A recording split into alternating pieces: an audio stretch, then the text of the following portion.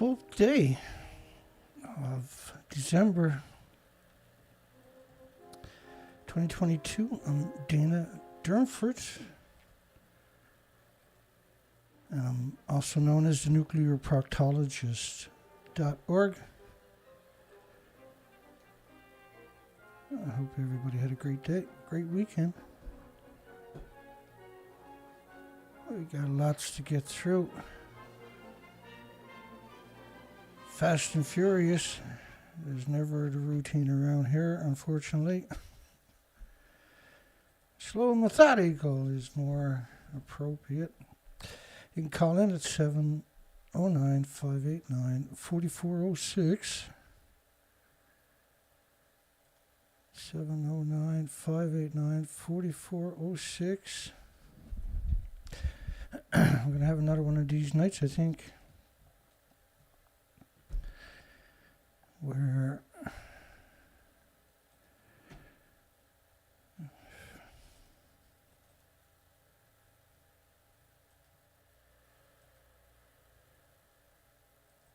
and so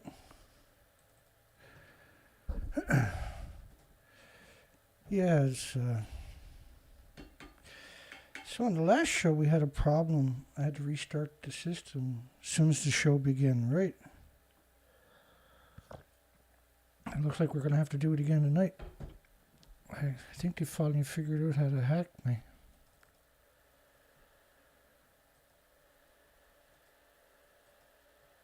And the other side works fine.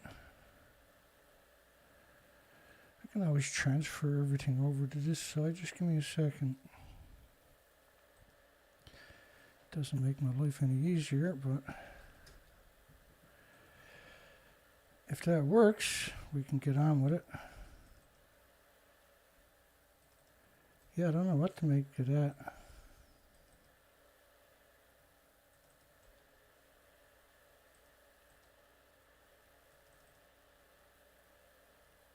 Well, just bear with me.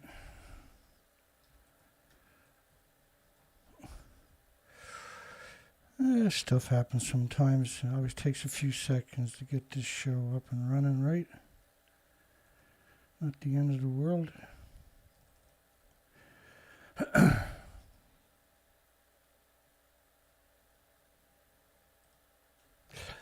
Okay, well, we'll do it from the other side, seeing as the other side is frozen up. I mean, I got no idea why it would do that. Maybe my... because I have around 60,000 pieces loaded up there. So maybe the more... I was waiting until the end of the year to clean it out and start over, right? So maybe that's what's going on. But it's highly suspect when it happens at the beginning of the show. We got a poll for everybody tonight. Should the world build farms around a few dirty nuclear power plants that are not surrounded by farms? And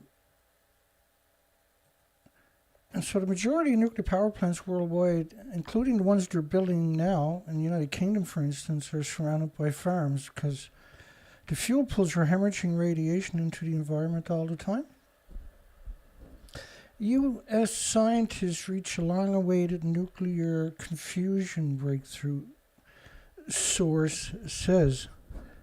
This is a really confusing because 2 years ago they said they'd done the same thing where they got more power back than they put into it.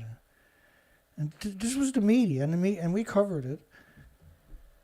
And it was astounding. They said Now, they put in enough power to drive the temperatures up to 150 million degrees Celsius, or Fahrenheit, I think it is actually, in Canadian, so we got stupid metric over here.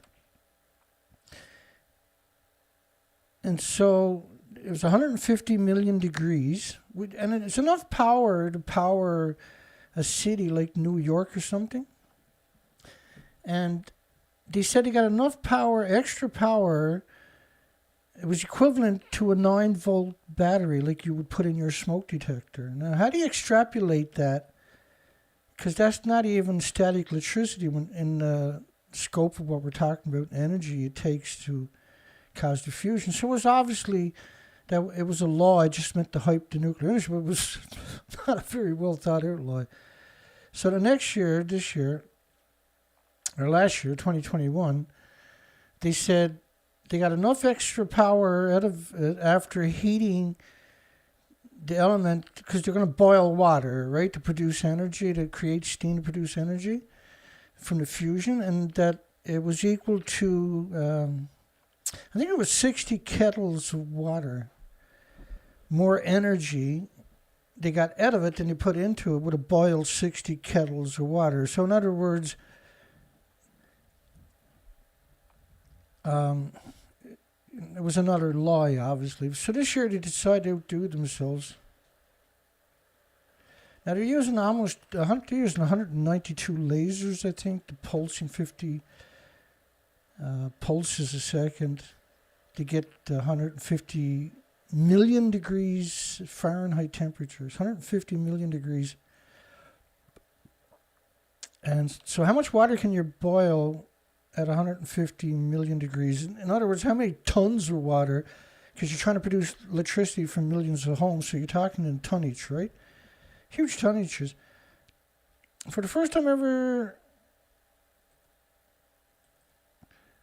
scientists produced a nuclear fusion reaction resulting in net energy gain. But for the last 2 years, 2020, 2021, they claimed the same thing. So now they got a new claim. It's about the extra energy was enough to boil 10 kettles of water. This is the co-director for the Center for Inertia Fusion Studies at the Imperial College of London, same college that brought us the likes of Robert Gale and Geraldine mass murderer Thomas. These are war criminals, right?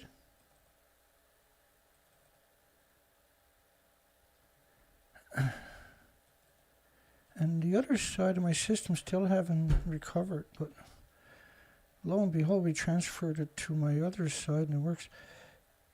It's about what it takes to boil 10 kettles of water. Like, I think I was sleeping a lot since Friday. That's all I basically done. I slept all day Friday.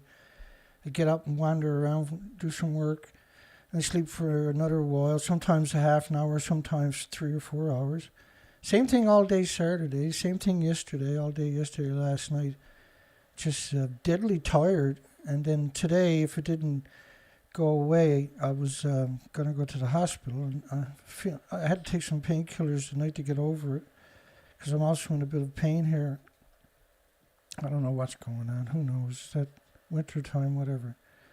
But anyway, I woke up this morning, and I said, the reason fusion doesn't work, I know that sounds hard to believe, but the reason fusion doesn't work is because the stars are sucking up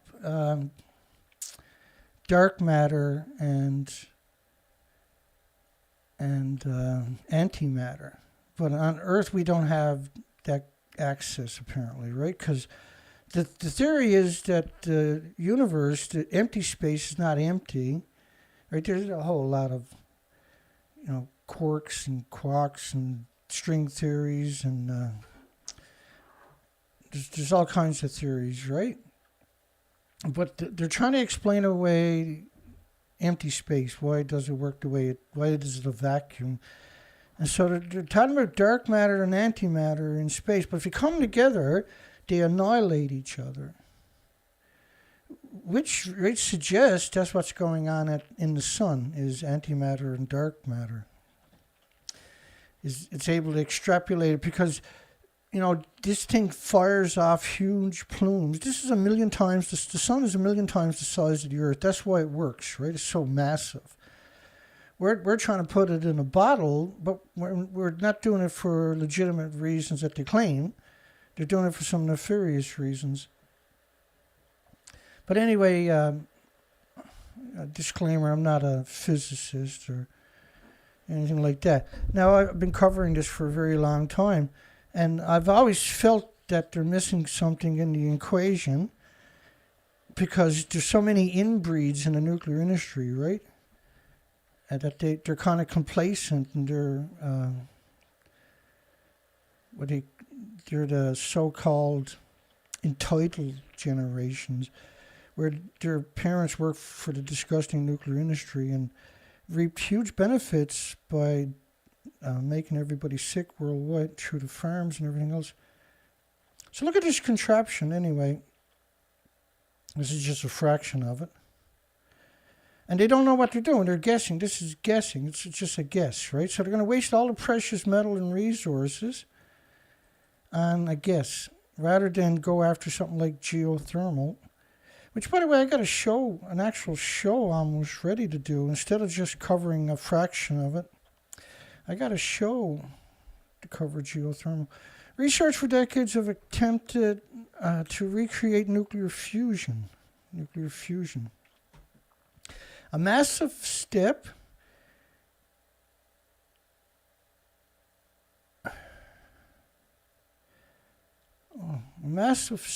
in decades-long quest to unleash an infinite source of energy.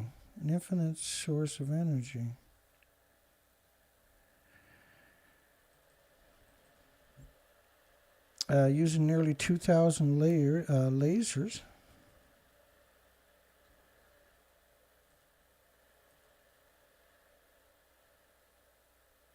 Neutrons and alpha particles is extracted as heat, but see, they're working on a paper from 1906 or something.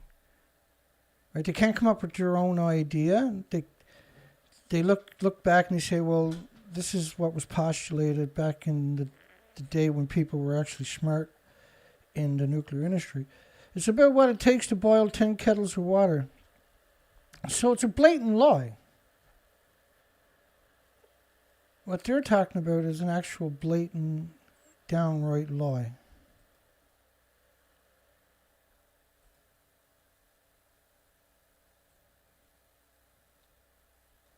It's a blatant lie. Filthy liars. Let's keep her going here. At Imperial College in London, which has zero credit. Yeah, 150 million degrees Celsius. So, you need something a million times bigger than Earth, and that is able to fling energy a million miles out into space and suck it back in when necessary. And you're trying to put it in a bottle. But, geothermal actually exists. And they estimate, the newest estimates we see is by 2050, 50% of the plus of the energy on Earth will be by geothermal. So it takes, to produce enough energy at 150 million degrees Celsius. They can't quantify this assertion that they had extra energy to boil 10 kettles of water. I don't know why they run these stories. I guess they're trying to raise money or something, right? Because most of it's private. They get a lot of government, well-positioned people in the nuclear industry, well-positioned in the government will allocate money to this. Any facet. I mean, if you look at all the studies they do on nuclear, it's really something, right? So just don't think of nuclear power plants as money. You got to think about around several million studies a year just in North America.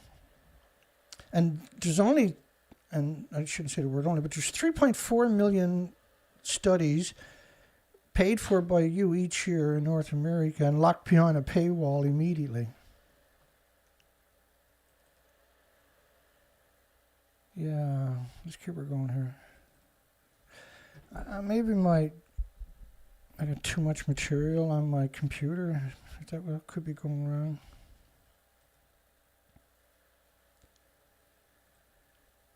I'm afraid to delete anything because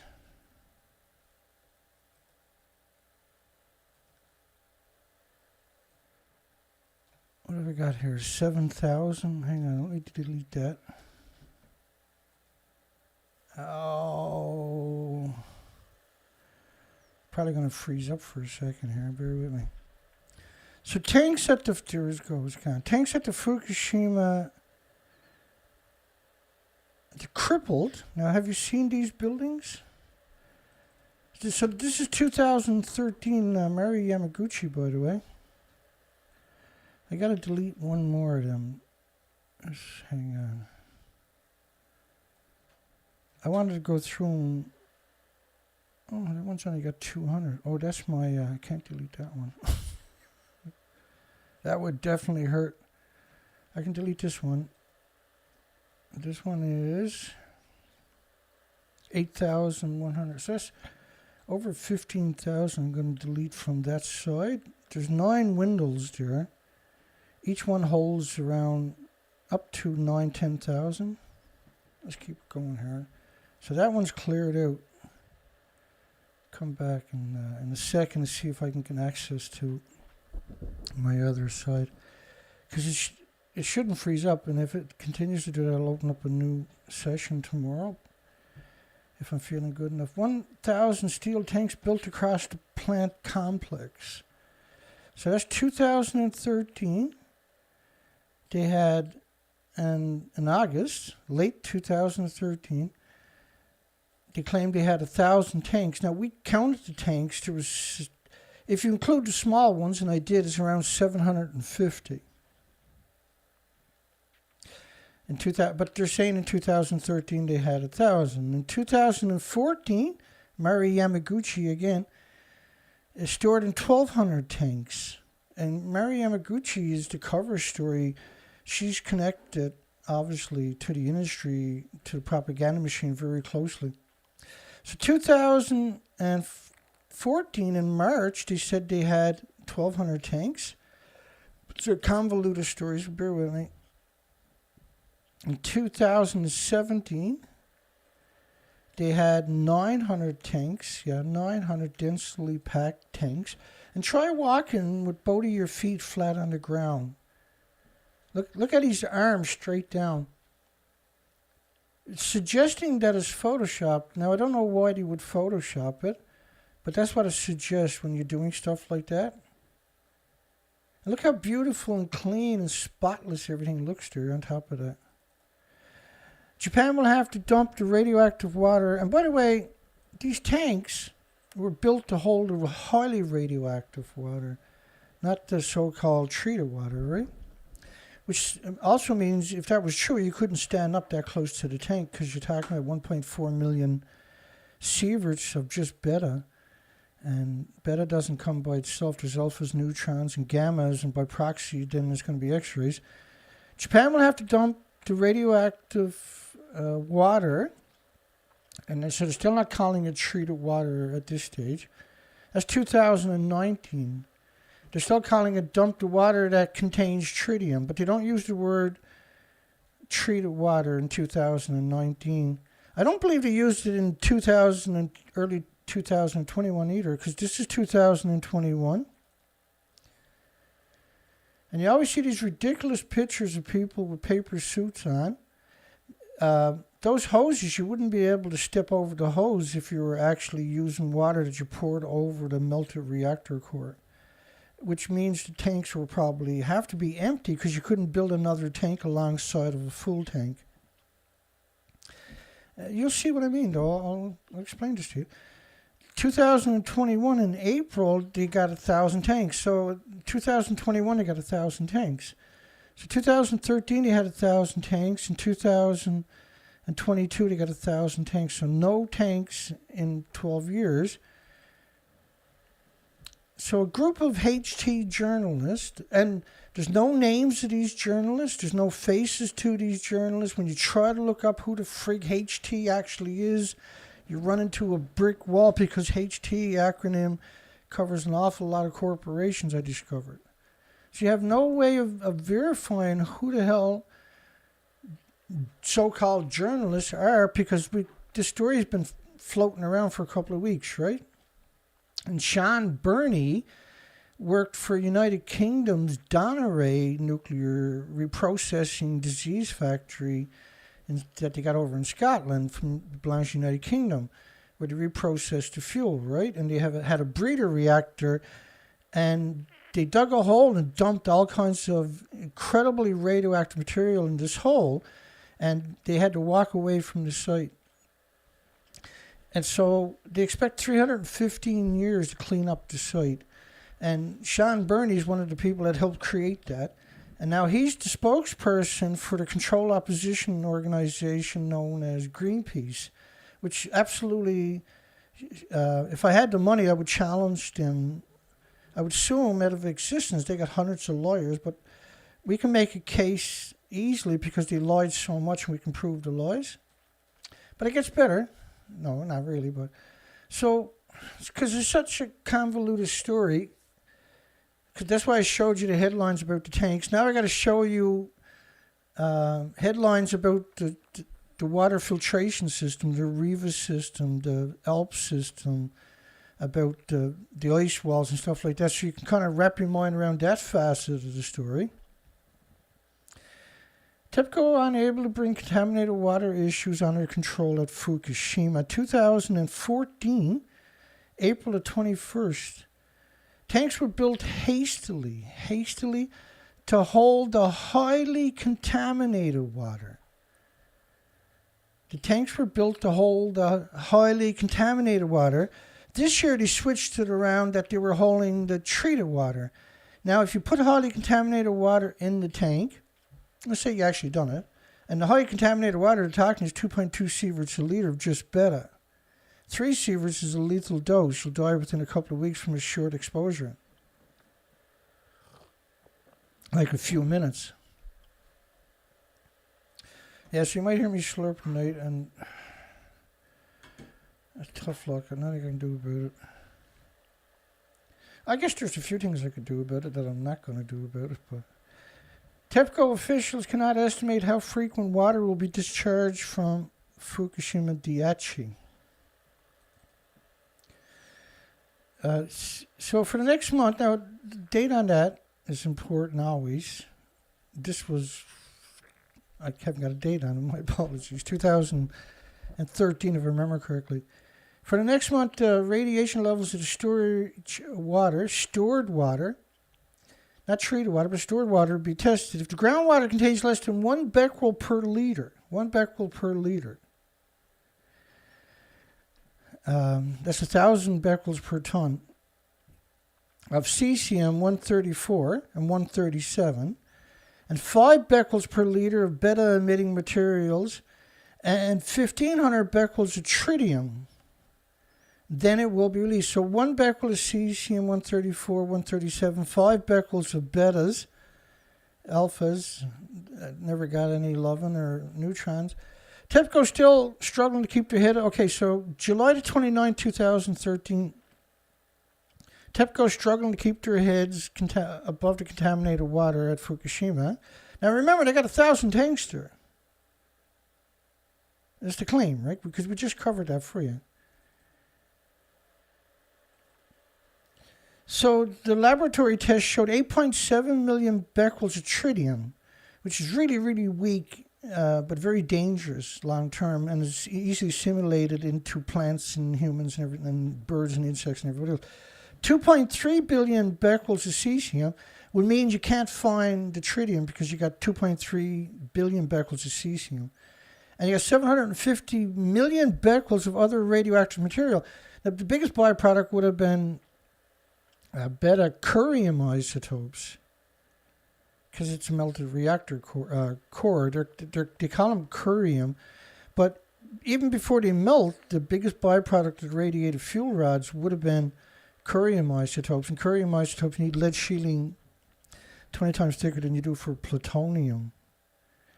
So with the combination of cesium and other radioactive materials, like uranium and plutonium and strontium and xenon and krypton and everything else, 750 million becquerels of other radioactive materials were present in each liter of the contaminated water.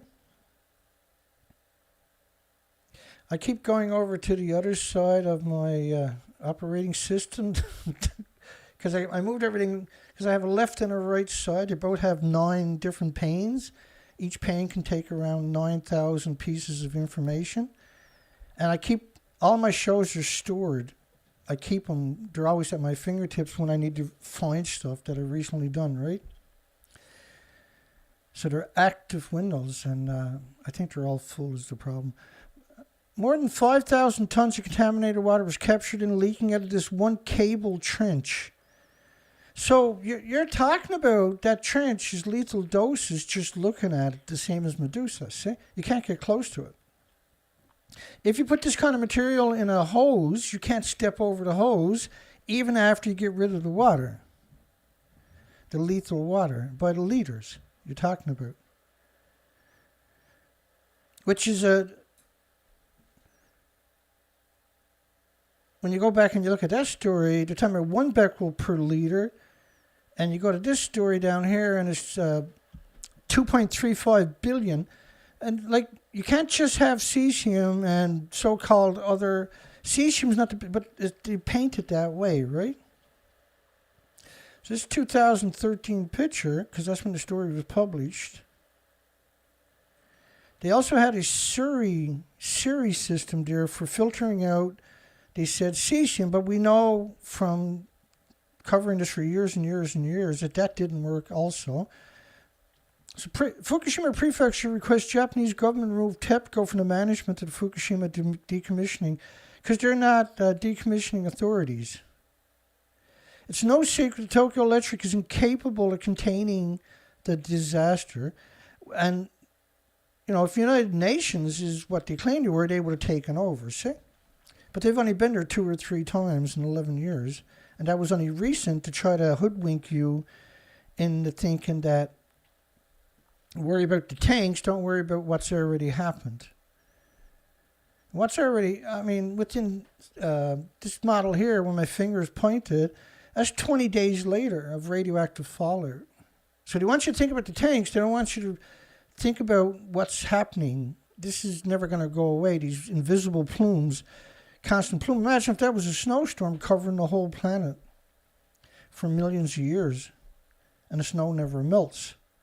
Well, this is radiation plume, and it covers the whole planet and never stops pulsing energy every second. You can't destroy energy.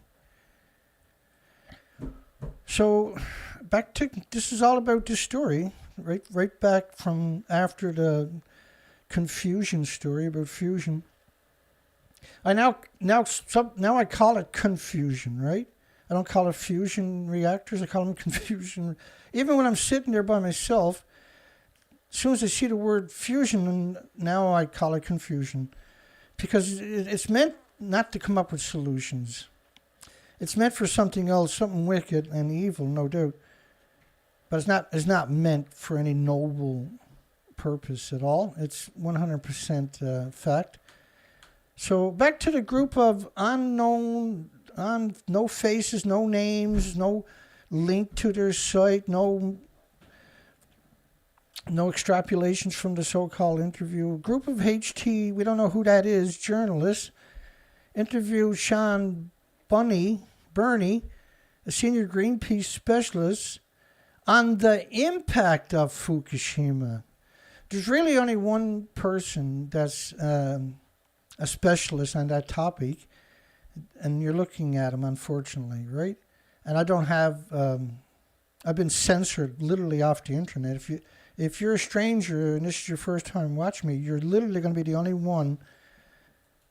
only stranger on this show. So hang it out. It's worth your time. The impact of the Fukushima controversial plan to dump water into the ocean. So all of a sudden now, Greenpeace is Shaun Burnie, who used to work for Durnford, which is contaminated for the next 315 years, 3 centuries before they can even consider that. No one's going to be around to prove that they done it. TEPCO investigates radiation levels as exhaust stacks at Fukushima. So the tanks are harmless, but exhaust stacks, those tall, skinny chimneys, at the base are around 25 sieverts. That's lethal doses just running past it on your bicycle or something. But the water in the tanks are perfect. The tanks are built to trick you and manipulate you. And there's a a bunch of reasons for it. Now, originally, they also had these contraptions where they were pumping water in the D's, and the idea was to convince you that nothing is going into the ocean. Nothing. Not even a Becquerel, Dana. And, of course, when you look at the plumes, the whole planet was covered in less than 20 days, right? Now, and this is stuff, they were built for the highly radioactive water. They're allegedly pouring over the reactor cores. They're sucking it up and putting it into tanks and putting it in these rubber sacks. Now, you see people walking on them. So if you're putting actual 2 sieverts a liter water, you're not going to get up and walk on these things. They're not thick enough to shield you, and neither are the paper suits.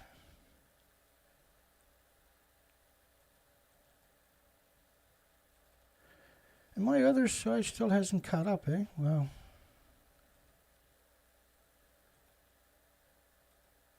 I'm confused. Because that's what happened to me on my last show. Same thing. Only when I went live, though, right? So I'll have to start up a new session tomorrow, I guess. Okay. So when you see this model, you got to remember, what does that mean? Well, it means a bunch of things, unfortunately. One of them is these are studies. The xenon-133 burns a hole through your lungs, and birds and animals and insects and everything else, and children in particular, and sequesters in the bones, where for young people it mutates their stem cells on top of that. Persisted for weeks. So this is evidence of the fall, and these are catastrophic numbers. Remember what I was showing you earlier, 1 Becquerel per liter was going to be saved. Well, this stuff was falling out of the sky at 20 million Becquerels per liter. And even 220 million Becquerels per liter on the America and Canada and, the rest of the planet. This is NOAA's model of the radioactive fallout based on 40 days. I'm going to speed it up to the end. That's 40 days. That model is only based on venting. It's not based on the actual meltdowns, the inventories from the meltdowns. Back to Shaun Burnie. Japanese authorities described the measure as totally unsafe and unavoidable. And you'll see tons of these pictures where they're walking around with their paper suits on.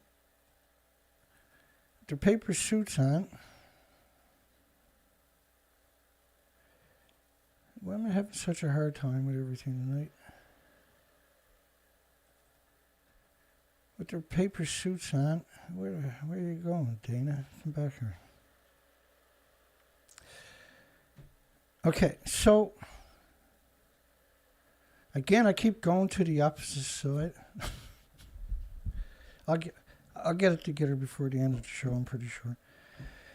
So if the tanks are built, and I'll explain that to you coming up, but if you fill the tank up with the highly radioactive water, like you said in 2013, that I showed you the evidence of it earlier, and they never called it treated water until this year, maybe the end of last year or something, but we've been covering this for years. And so you got these people pointing, everybody's looking. These are constant pictures you'll see, but you don't see, no matter where you're to on the site, let alone the tanks. Environmental associations like Greenpeace is not. Well, they portray themselves as an environmental association, but they're actually controlled opposition. And we know that because they're doing like they're doing right now. And let me quantify that statement just a bit more. Everything's a lot harder when you're doing it on a different side. You notice that? So you do things with your right hand. Say you're right-handed, and if you hurt your right hand, now you got to do everything with the left hand, right? And that's what I'm kind of going through here. We got everything moved into the opposite pane.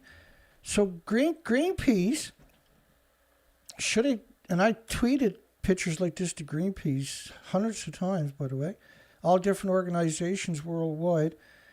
So this is the Reactor 4, not that, but that's the official story.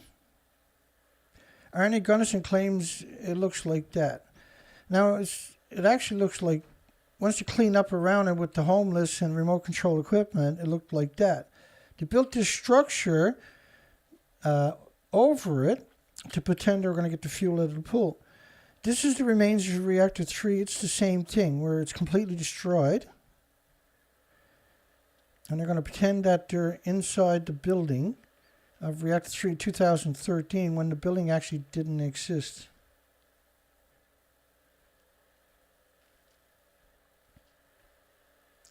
I got the ideal picture here for you somewhere. Just not today. I'm just kidding you. The fuel pools are at the top of these buildings. And once the tour stripped it down, there's no top left to the building, right? But the fuel pools are at the very top of the buildings. So I tweeted these pictures to Greenpeace repeatedly, and they wouldn't acknowledge it.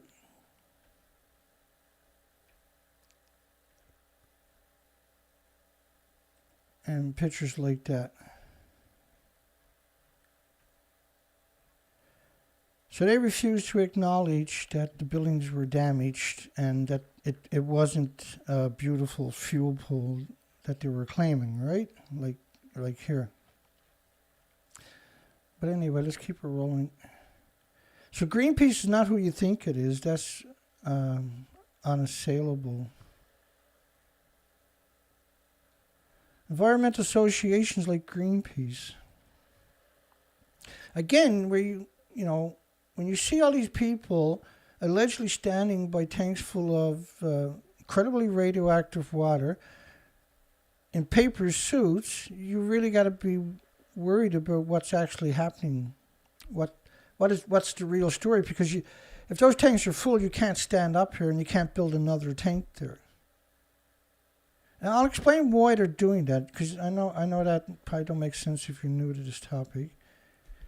Asked the International Atomic Energy Agency to intervene in the situation, Shaun Burnie and a group of journalists, international journalists led by HT Investigates.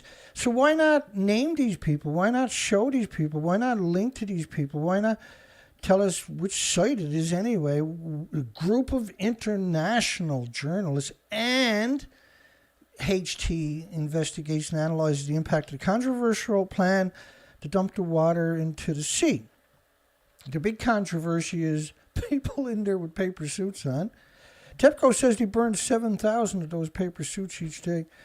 It is currently unknown how the long-lived radioactive isotopes contained in the contaminated water will interact with marine biology. The situation is unprecedented. No, it's not unknown. I'll show you that coming up before we get through this part of the story, because it takes time to tell us the situation is unprecedented. I'll say the lies are unprecedented, I hope. Shaun Burnie, senior nuclear specialist at Greenpeace, considers it a fantasy and that the discharge of contaminated and treated water, which is a new word, they only been used for about a year, again stood around the tanks doing nothing in paper suits. None of that makes any sense, right?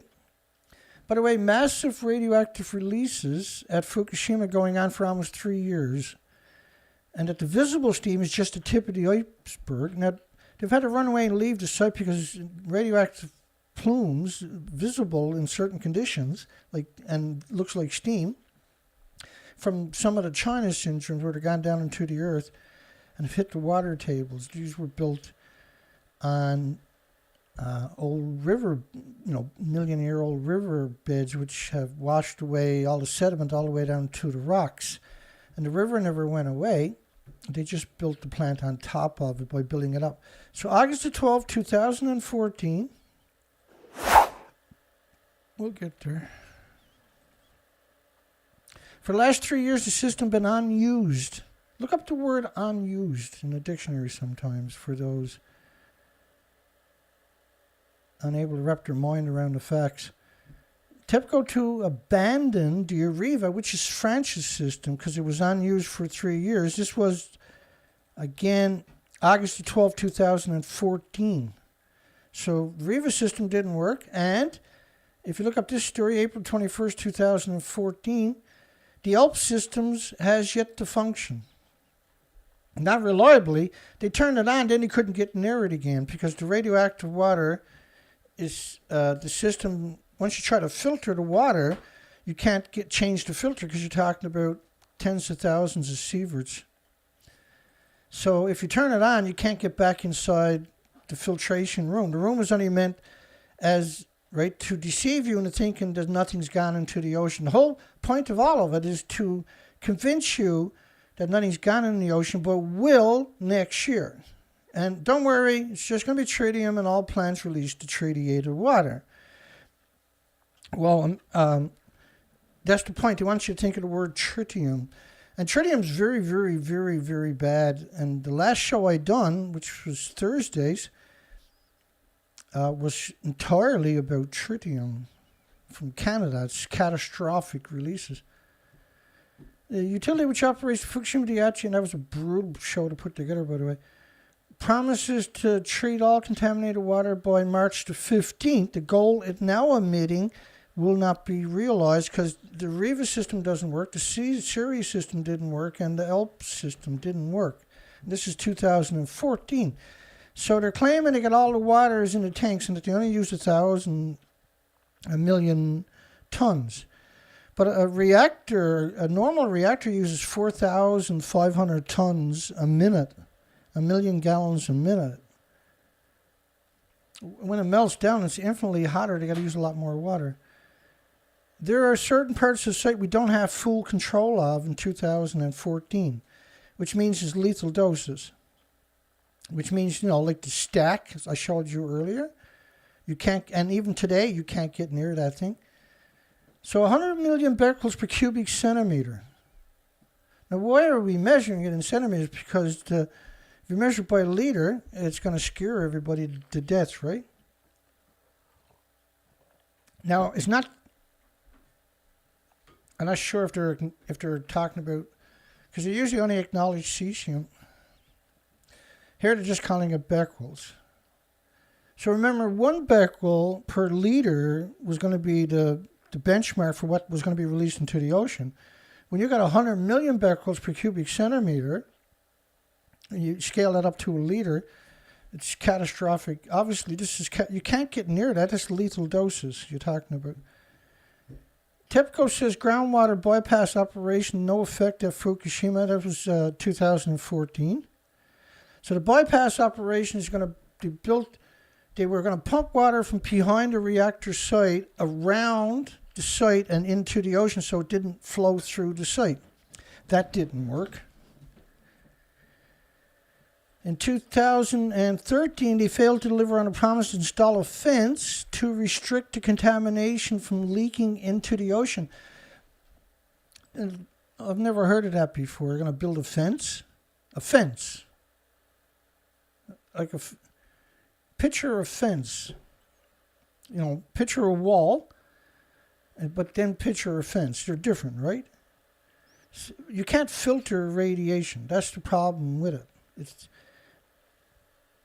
100 billion atoms would only make the tip of a little pin needle. You put 200 million atoms in the head of a needle, but you can't see it. And so you can't filter that. That's the problem, right? It's complicated, but it's not if you have an open mind. At the time, TEPCO asked the government to not announce they had committed to constructing the fence. Don't mention it. Because it's going to cost $1 billion. No, there is no fence. You can't build a fence to do that. And so this is why they call it a fence, because they got another fable called an ice wall. And then the big question is, why didn't you build a wall? Why would you build a ice wall? Does an ice wall have a benefit over a normal wall? So if you took steel and you coated it, say with that rhino liner you put in the back of your pickup trucks, and then you pounded that down, would that be a better application, or does the ice wall have a better benefit? Well, the ice wall will actually cause a whole lot of problems, because you got to freeze it all the time, got to keep it frozen. It's around $12 million a year just to keep it frozen. But there's no bottom in it. It's stupid. It's the definition of stupid. By the way, they said they had 260,000 people build the ice wall. And then when you look at the budget that they claim they spent on the ice wall, if you paid everybody $1,100, there's no money left over to build the ice wall. So claiming there's they're claiming they're burning 7,000 paper suits a day. And most of those employees are working on the radioactive water to stop it from going into the Pacific. Again, this is an incredible lie. It's an absurd lie. And if you think that your universities and your media is going to tell you the difference, you are unfortunately, incapacitated by the zombie brainwashing machine. It's not your fault. They're very effective. But if you bear with us, you'll see the facts, and hopefully that'll help you understand the significance. TEPCO admits the ice wall will not stop the groundwater from entering the facility. Okay, so originally when it happened, the Americans flew a plane 1,000 feet above the ground and detected 3 million becquerels per square meter 20 kilometers away. So every time it rains, it's going to wash into the ocean too. But it's hemorrhaging from the plants from multiple reactors that are melting down. They're consuming steel and rebar, everything that falls down on it, and dirt and water and gravel, and burning at 9,000 degree Fahrenheit temperatures. It atomizes and aerosols and ionizes and radiates it. So it's a perpetual disease factory like a nuclear power plant. Shaun Burnie and Satoshi Sato agreed that the IAEA's position in supporting TEPCO's plans makes no sense. They're trying to convince you that the problem is the ice wall, or that none of it's been dumped in the ocean yet, but they're going to start dumping it in the ocean next year. They're trying to convince you nothing got into the ocean. That's the whole exercise in this complicated story, believe it or not. And I'll show it to you. TEPCO has no intention to decommission the Fukushima nuclear power plant in the next 20 to 30 years. It's a fantasy, much longer process, we have been told. Again, they're avoiding, and they're not providing you with any information, they're not providing you with any pictures, they're not providing with any diagrams, they're not providing with any documentation, they're not providing you with... but they're using Greenpeace as the arbiter of facts, right? And that's the last... Unfortunately, Greenpeace is controlled opposition by the industry. That's why all the media has donate buttons to Greenpeace on their television stations, websites, and everything else will have donate buttons directly to Greenpeace to keep them in business, right? And the last numbers I seen was about $110 million a year in donations. Burnie, who stressed the need to inform and affected communities and the public in detail, stressed the need. So he's looking to make a buck by going around doing lectures or books or presentations on the fabled story. And we've seen quite a few of these over the years. Okay, so 2013, it's an environmental disaster. Radiation levels in the oceans are hundreds of times above normal. And you want testing up to 3,000 kilometers offshore. Again, we counted the tanks. It's not 1,000. It was 750, and that's being generous. All-time high radiation levels in the wells, because the original story was they had dug wells around the site. They were pumping water up to find out what kind of levels were running into the ocean underneath it. They switched that in 2015 to... And that was the water, by the way, they're pumping up was going into the tanks. In 2015, at the Paris Accord, after that, the story switched. and that everything is in the tanks, and that nothing is in the ocean, and that they're going to filter everything. And again, the idea for what we're doing tonight is to show you there's another narrative that you're probably not aware of. All-time high radiation levels 40 meters from the Pacific, 1.1 billion becquerels of strontium-90, other betas emitters are going to be alphas and neutrons and gammas, and by proxy then X-rays too, right? So you can't just have beta. Feared highly contaminated water, because you can flip that and call it tritium later, see? Because tritium's a beta, its first decay. Feared highly contaminated water leaking into the ground and being allowed to flow into the sea. Being allowed to flow into the sea. Again, these bizarre pictures of people walking around in paper suits. Look at two of them pointing, the other guy with some kind of lister, and he's looking. It's the bizarrest pictures imaginable that they released. Radioactive water reaches 3,200 kilometers each of Fukushima 6 months ago. So, and whenever you see these are different medias aggregated, right? That was Japanese media, by the way. Again, these strange pictures of people in paper suits stood around in piles getting their picture taken.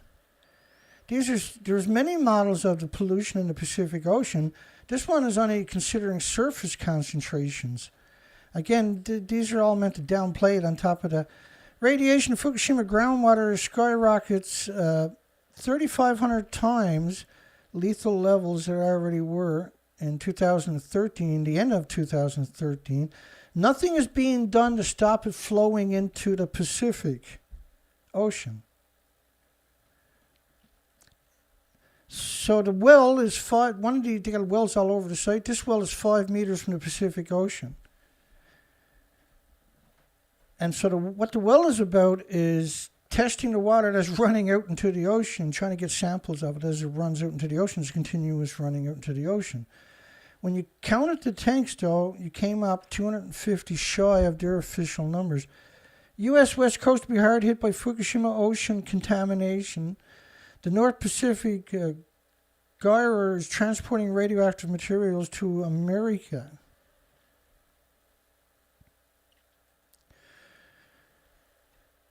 Bear with me. Radioactive. So, again, they're ignoring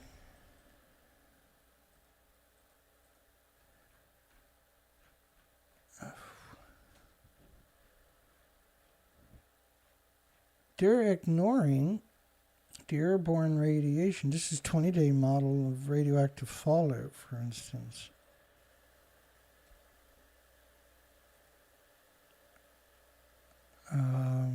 This one is less than 30 days of radioactive fallout. So the oceans were already covered, both the Atlantic and the Pacific. U.S. West Coast to be hard hit by North Fukushima ocean contamination. Again, these pointless suits can't protect you from the emissions on that site. That's why 16,000 people ran away from this site. Walls are cracked below the ground at the reactor buildings. The whole Earth was shifted 6 feet to the south. So they broke all the intake pipes in two and shifted them off their center a significant distance immediately. Fear marine life is being poisoned by nuclear material flown from Fukushima. Experts warn of festering radioactive soar contaminating the food chain. So does it sound like it's all contained in the tanks to you? Fukushima contamination in the ocean reached Alaska in under a month. But first off, the ocean, this is a 16-day model from France of the airborne emissions, covers the planet in 16 days. When this model stops, you're talking 16 days. So that's both the Pacific and the Atlantic, highly, that's the Pacific Ocean, the biggest body on the planet. That's North America, Iceland, Greenland, everybody else. This is Europe. This is the Atlantic Ocean. That's where we're currently to right now. But I've done research expeditions from Vancouver, British Columbia to Alaska for 6 years, 3 to 4 to 5 months at a time without coming ashore. I went in these remote ports where there's no automobiles, basically, and got fuel. But we done the research expeditions along the whole coastline. So they want you to believe it's all in the tanks. Nothing has gotten to the ocean, but the evidence clearly shows Fukushima has contaminated the biggest body of water on the planet, the whole Pacific Ocean. As I showed you just then in the airborne plume models, it happened right away. But whenever you see pictures like that, that's meant to make, right? These are from different media trying to convince you it's all in the tanks. Water with nuclear fuel coming up from the ocean floor because the buildings detonated and threw assemblies into the ocean on top of that. And the tsunami carried assemblies out into the ocean and got washed off or just atomized eventually. 156 quadrillion becquerels of cesium once in the basements. Double Chernobyl, getting close to total fallout from every atomic bomb in history. These are significant revelations, right? So the SARI system didn't work either. And look where it's alleged to. It's right up there by Reactor 4 and the common spent fuel pool, which we know melted down and they covered up successfully to the population. You can check my playlist for Reactor 4s or my videos. You'll find presentations with the documentations for those types of assertions. Because I'm only worked half to death. Still got a few gigs left in me yet. Highest levels of Fukushima contamination plankton already east of Hawaii. Does that sound like all the radiation is still in the tanks to you? In the history of science, we've never seen anything like the Fukushima plume heading across the Pacific, US, and Canada. Why is Japan allowed to get away with contaminating the ocean? Does that sound like it's contained in the tanks? Does this model from Germany look like it's contained in the tanks of the radioactive emissions? Fukushima ocean plume hit Canada 6 months ago, preceded prediction by several years ago. That's 2013. But do you think the water's in the tank, or do you think all of these headlines are lies? Lethal threat from Fukushima highly radioactive water flowing into the Pacific, which is a better word than the word I use, is hemorrhaging. Flowing. I got to try to remember to start using that word. Do you think that the water's in the tanks and all these people are wrong? Big problem, cracked floors in Fukushima reactor leaking into the groundwater that's rising and rising and rising due to TEPCO's wall. Well, there's no bottom in the wall. There is liquefaction taking place, but there's no bottom in these walls. It will drain down. It was designed, right? They laid that foundation so it would drain. So you wouldn't have liquefaction. Can no longer be stopped from getting in the ocean. The buildings are on mushy land. So it doesn't sound like that everything is in the tanks. It doesn't sound like an awful lot got into the Pacific Ocean and by proxy the Atlantic Ocean and the rest of the planet. This is a model of the radioactive fallout from NOAA. The emissions into the ocean's dispersion by the 30th of March 2011, 20 days later. So we launched, we being me, research expeditions to Alaska, from Vancouver, British Columbia to Alaska repeatedly year after year. Journalists, nobody talks about Fukushima anymore. The ocean is dying, it's terrifying. Well, I was actually out there doing research expeditions. So the pictures to my right are after Fukushima. To your left is when Fukushima happened, 2011, 2012, whatever. But within a couple of years, all the species, as to your left, these are before and after pictures, authentic pictures, are exterminated. It's an extinction event. And you can deny it all you want, but you're making a fatal mistake for your loved ones and your friends and your families. If you're watching this, you're one of the privileged on the planet to hear this kind of information. You're actually not going to hear this anywhere else. Discharge of Fukushima nuclear material into the Pacific effectively contaminated the sea. Melted reactors cores will burn again if water is not perpetually poured in. And poured is the word. They're claiming 150 tons a day is going on in reactors, which is what a garden hose puts out, a half-inch garden hose. And they're claiming they split that 4 ways, and that's what's going in on 4 reactors each day. And they're sucking it all up, filtering it, and storing it in the tanks. It's a bizarre lie, cooked up by public relation firms, not nuclear scientists who would have put the numbers significantly higher.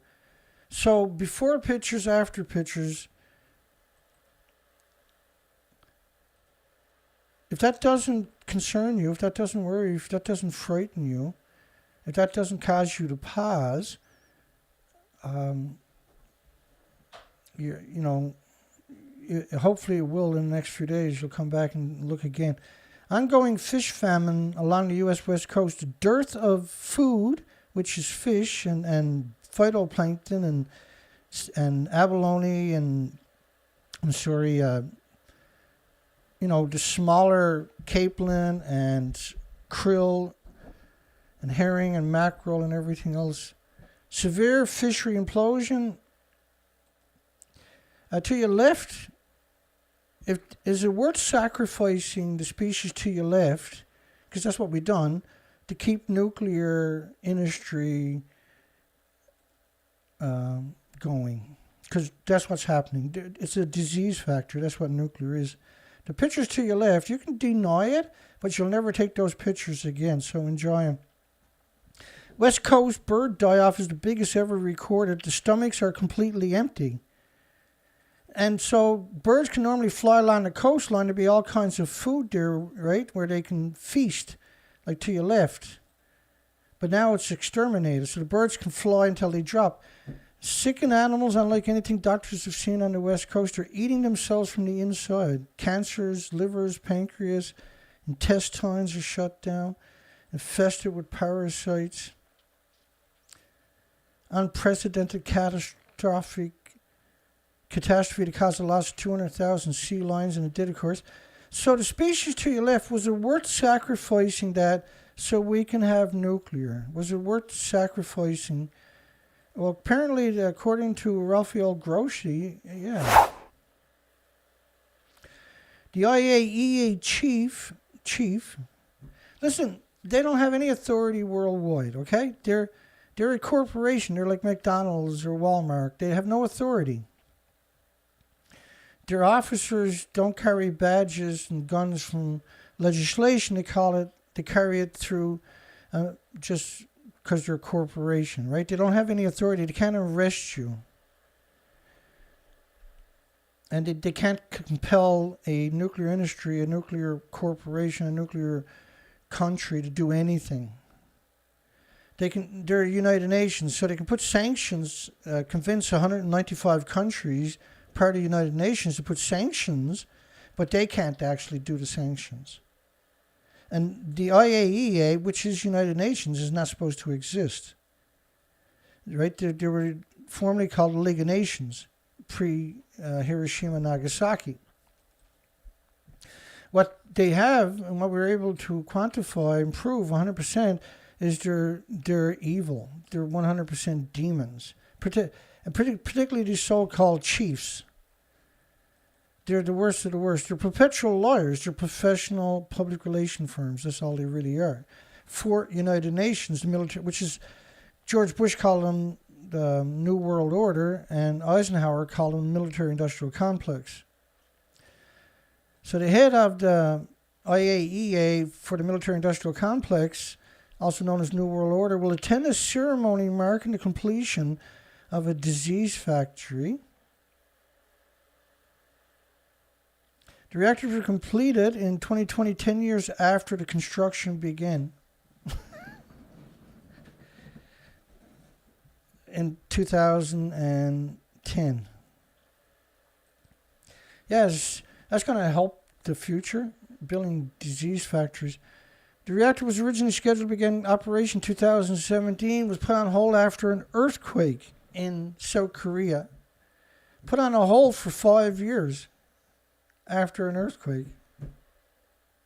So what do you think really happened? They had to do all kinds of repairs. What do you think is going to happen if they have another one there? Because obviously they're on a fault line. Otherwise they wouldn't have shut it down for 5 years because of an earthquake, right? And does he try to rationalize that? No.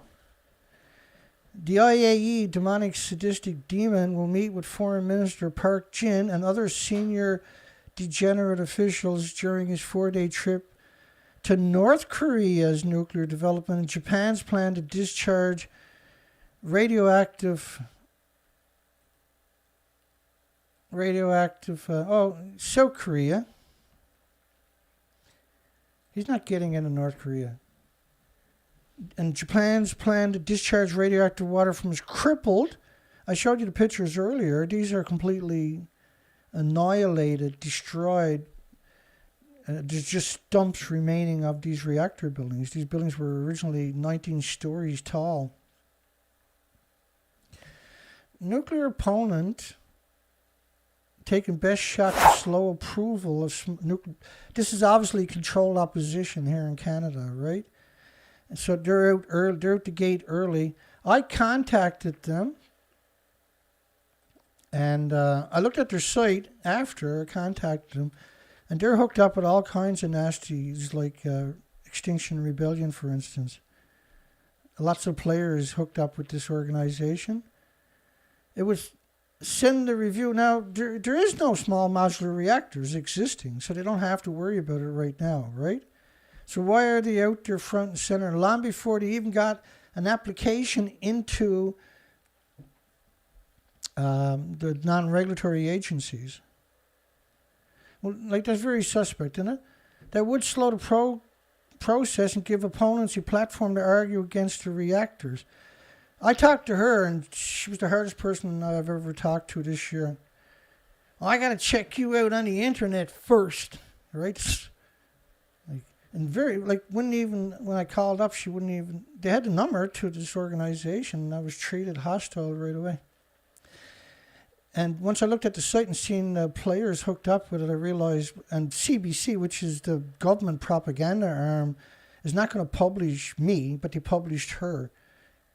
I'm 100% honest, obviously, with the people they're hooked up to. And why are they doing this way before there's even a design into the non-regulatory agencies? She said, it's to make people aware of the risk. We want the impact assessment to bring the risk out into the sunlight. And a member of the Coalition for Responsible Energy Development, New Brunswick, McAllister. I called her and she rejected me. I'm too radical compared to Extinction Rebellion, apparently. But again, this is controlled opposition. The small reactors, by the way, they don't need a impact statement. But I've lost faith in people like this, and so I'm writing them off as controlled opposition. The small reactor next to New Brunswick Power's existing Point Lepreau nuclear generating station just got an extension, despite the last decade I've spent an absurd amount of time shut down because of huge flaws in that reactor. An additional assessment wouldn't compromise the ARC's ability to get a first reactor opening by 2030. Look, they don't have a design into the regulatory agencies, a million pieces of paper, which is a typical design, right? And once they get that in there, they got to go through all this and make sure the design is sound before they can give a stamp of approval. Right, so it'll be 2030 before they get a stamp on it if they get a design in there in the next year or two, which is obviously not happening. Small modular recovery. So Molex Clean Energy is There was the government in New Brunswick started up, or Nova Scotia, I can't remember. The government started up a company, a shell company. They put $10 million of the taxpayers' money into the shell company. The shell company gave Molex $5 million and another similar company, which Molex is from the United Kingdom, and another similar company for small modular reactor Fable, $5 million, and then dissolved the company. It was totally legal, apparently, but it was 100% suspect, obviously. Moltex wants to take the fuel assemblies from Canada's reactors and reprocess them into highly enriched helo mixed oxide fuel, 16% or something. Well, first off, it's illegal to reprocess fuel in Canada, so they're working to change the rules so they can make mixed oxide fuel, because that's the only way they figure they can get the small modular reactors to work, but they don't even have a design. It's not only speculation, you don't have a design, you don't have a reactor to actually quantify any of their assertions. The goal is to make more people aware of the risk of small modular reactors. Well, she should have come on my show. And if you're going to judge what the internet has said about me, I'm the only resistance doing a talk show about nuclear in history that's honest. We don't have another example out there of a talk show, right? And we cover the news cycle typically. So we got a poll tonight. Almost all nuclear power plants are surrounded by farms. All nuclear power plants' fuel pools are hemorrhaging radiation into the environment. All of them. And so we got a poll.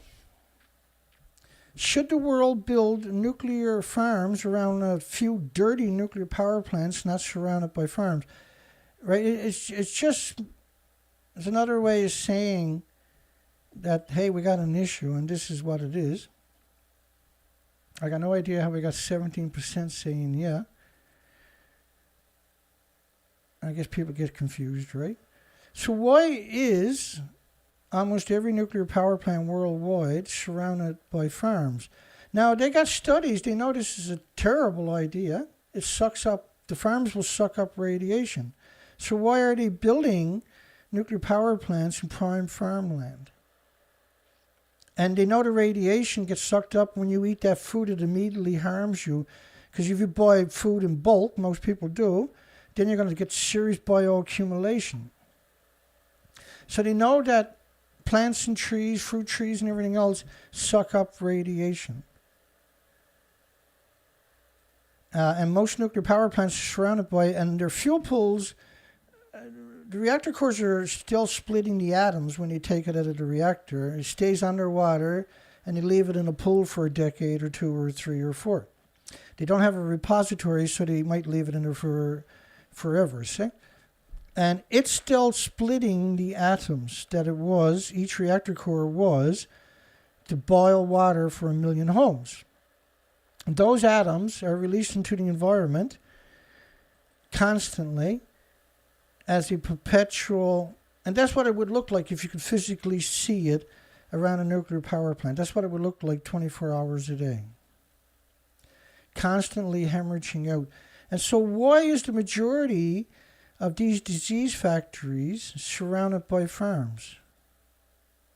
And when you have endless, and I mean endless, millions of studies showing that plants and trees will suck up radiation.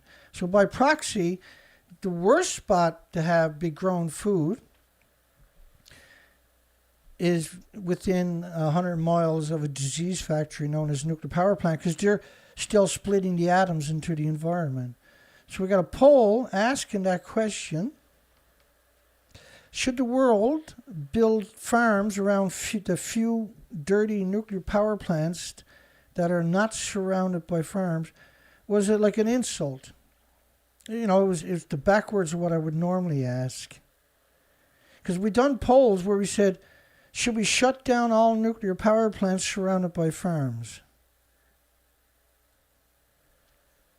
And I decided to go the other direction just for a hee-haw, which was health physicists in the U.S. worried about inhaling hot particles from Fukushima. So does it sound like it's all in the tanks to you? Concern rising in Fukushima plant, 16,000 workers have quit. Well, they quit because multiple nuclear meltdowns. We got all the models and the studies of the radioactive fallout hitting North America. These are catastrophic numbers. If you got, and you did, studies of 20 million particles of radioactive iodine-131 per liter, it's going to be saturated with an absurd amount of other isotopes. So, but what them studies mean is that your thyroid glands, your children's thyroid glands, the birds, the insects, the animals, thyroid glands were saturated. And it doesn't stop there, but your thyroid glands, just look at them alone, of all species, and particularly children and young animals and babies and young babies of animals and birds and everywhere else, their thyroids now are producing radioactive hormones. Anthropogenic, man-made radioactive hormones. But like when you got a number like that, it's going to be saturated. And that's for 15 million year half-life. There's 10, 20 half-lives depending on what you're looking at. So 150 million years of this stuff pulsing energy every second. And that's an absurd plume, right? That was able to extract. That would have been full of uranium, plutonium, and americium, and neptunium, and strontium, and krypton, and xenon, and technetium, etc., etc., etc. Same as these farms that are, these nuclear plants are built in prime, active farmland, same as nuclear dumps. That's to poison you at your food sources thousands of miles away. Will small modular reactors seed a nuclear renaissance? Well, like 4 Canadian provinces have small or signed memorandums of understandings. And so they're going to exclude geothermal and wind and solar and you name it, no matter what comes along, and wait for them to develop small modular reactors. That's basically what they're saying. Well, that's what they've done. They signed so-called memorandums of understandings. So to exclude anything except for dirty nuclear, that's not a betrayal. What actually is? Really, right? And this is the fable, what it'll look like. This is just a rendition. And it's like a ice cream bucket cut off and turned upside down. Again, this is not what it's going to look like because it's not going to exist because renewables have already curb-stomped gas, oil, coal, and nuclear. And by 2026, between 2020 and 2026, that 6-year period, there's going to be 4,800 gigawatts of new renewable energy online. And it should all be geothermal and tidal energy backed up by wind and solar if necessary, right? But it should all be geothermal, everything. Because you can just tap right into any gas, oil, coal, nuclear plant with build geothermal. And then when you're ready, turn off gas, oil, coal, or nuclear, turn on your geothermal and leave the whole infrastructure where it's to. It's been more than a decade since Atomic Energy Canada Limited.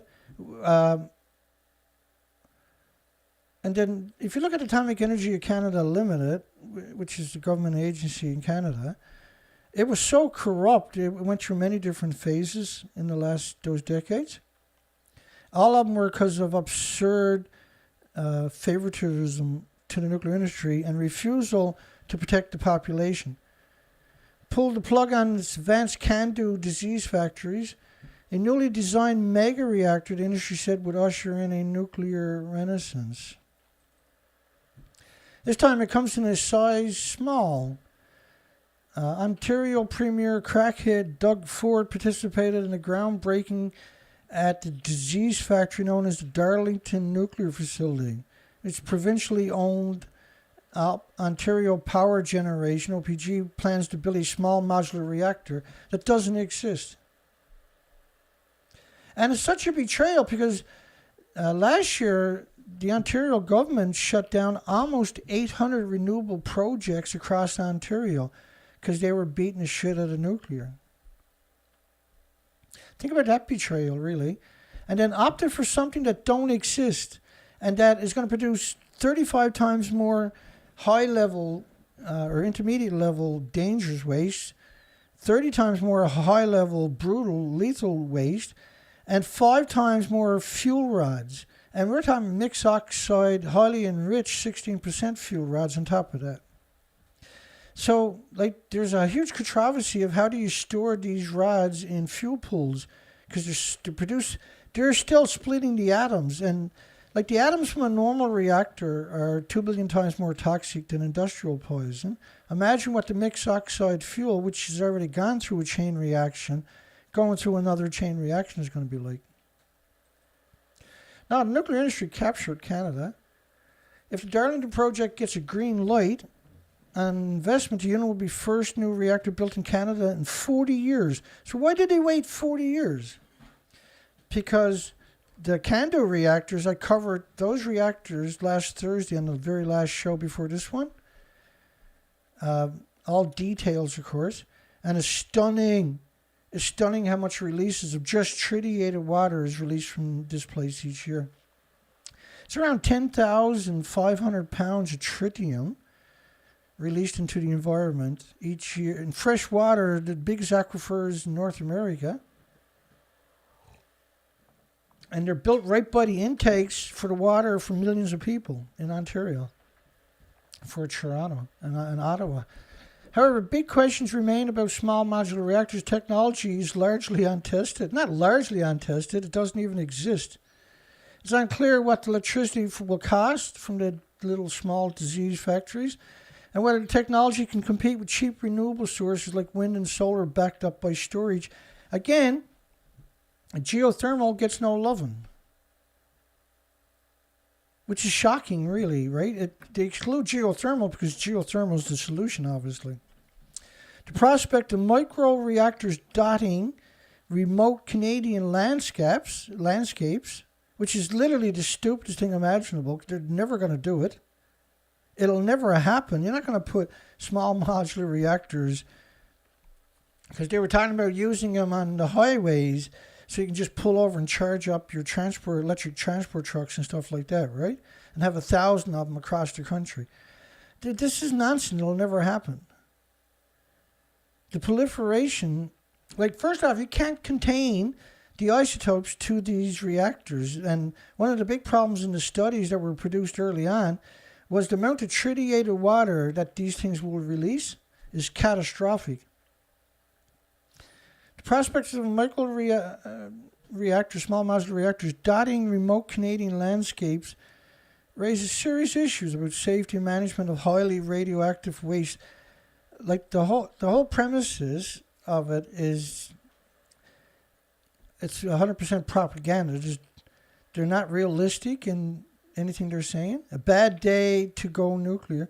Last decade was not kind to the disgusting, despicable, sadistic nuclear industry genocide machine, as Japan's Fukushima meltdown after a tsunami was the worst nuclear disaster since Chernobyl. So when they say worst nuclear disaster since Chernobyl, is to hide the fact that it dwarfs Chernobyl by magnitudes and magnitudes. Chernobyl was a 200-ton reactor, mostly graphite. Fukushima's are massive reactors with 4 decades of reactor cores and 2 pools at the top of the buildings. 8 fuel pools lost and 4 reactors melted down. They were changing fuel in reactor 4, and they leave at least half the fuel in the reactor core, and that was obviously lost too.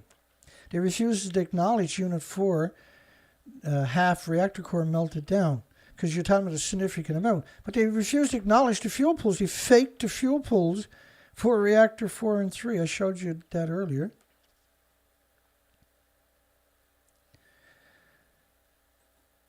And so claiming Chernobyl is even substandard close to Fukushima is absurd. And Chernobyl is brutal. You can look up my presentations on Chernobyl. Chernobyl was, wow. And Fukushima it dwarfs it by 1,000+ times. Those safety threats loom largely today as Russia has attacked Ukraine's nuclear energy site on top of that. So the nuclear industry is, when you hear these small modular reactors and stuff like that, that's just the public relation firms trying to give the nuclear industry some kind of image. They're pretty successful because they control your universities, your medias, and the Hollywood and everything else. They've captured at all the regulatory agencies and your universities, and by proxy then your medias and your corporations, because those people come from universities, right? Two signature projects in recent years have been particularly poorly managed. The Riva plant in Finland, Westinghouse's effort to build an advanced power reactor in Georgia. Westinghouse was owned by Japan's Toshiba, which put fake equipment for Reactor 3 pictures, was forced to declare bankruptcy in 2017 and was purchased by disgusting Brookfield in Toronto in 2018 for $4.6 billion. The two provinces, in addition to Alberta, uranium-rich Saskatchewan, disgusting Saskatchewan nuclear industry, have agreed to work together on the commercializations of small modular reactors. They don't have the technology. They don't have... Like, we've covered Saskatchewan institutions, the schools of mass destruction that'll play a role in this.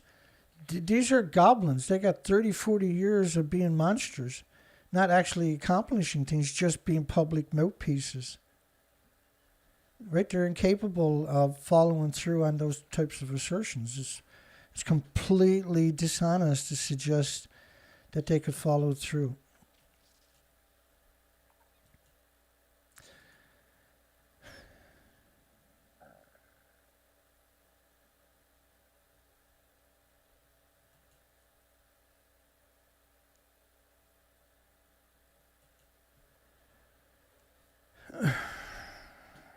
Let me see.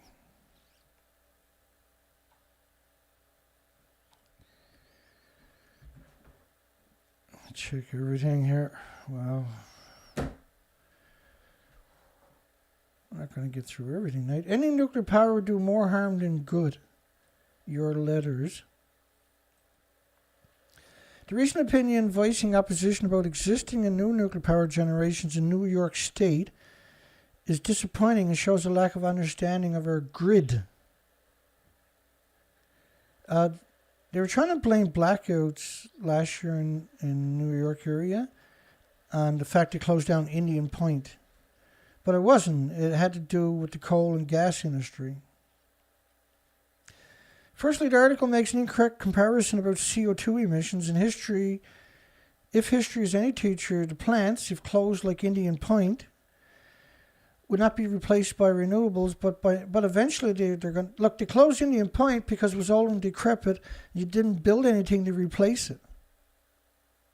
So you were stuck with oil and gas. And, you know, CO2 emissions are good for animals and plants and biota and species and humans. If you want to have a planet with species and trees on it, you got to have lots and lots of CO2. The more CO2, the more animals and plants you'll have on your planet. Right, the emissions from nuclear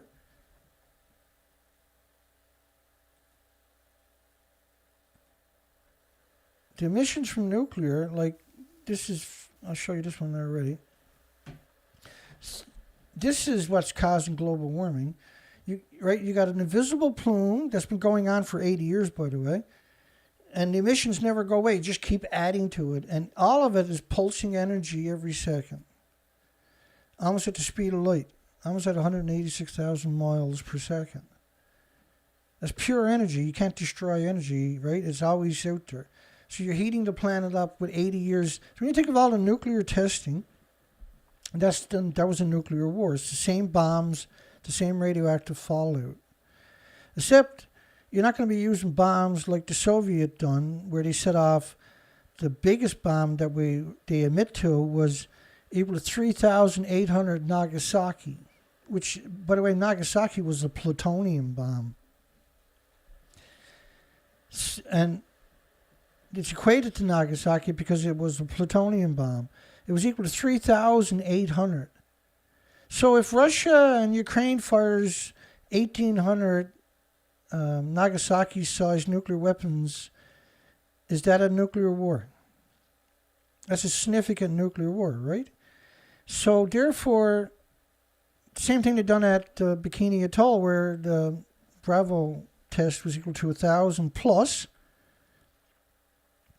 Nagasaki-sized bombs, 15 kiloton, 20 kiloton type bombs, going off at the same time, where they actually atomized islands, aerosoled them, ionized and radiated, and that was released into the environment in massive plumes.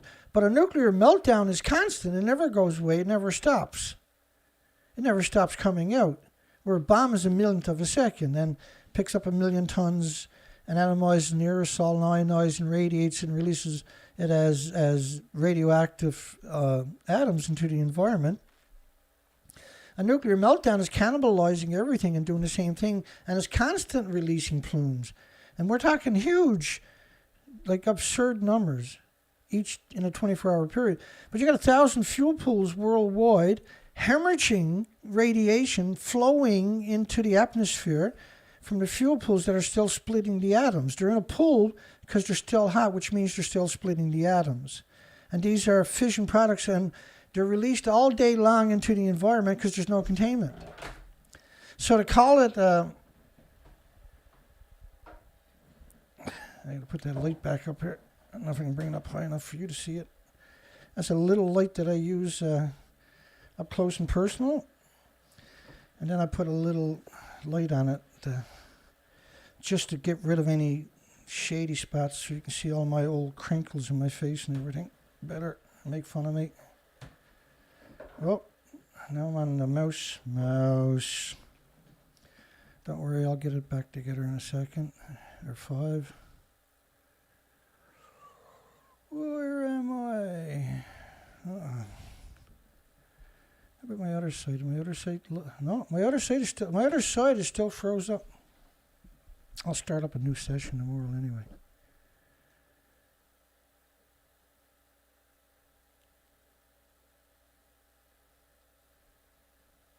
Oh, I jumped all over the place, did I? It's okay. Firstly, the article makes an incorrect comparison with CO2 emissions. History of any teacher to plants. It closed like Indian Point, which kills billions of fish a year, by the way.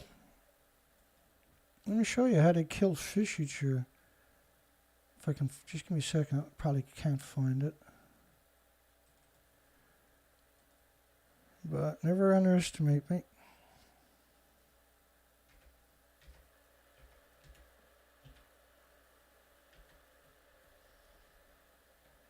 Okay, maybe now. Where would I put that? Ships.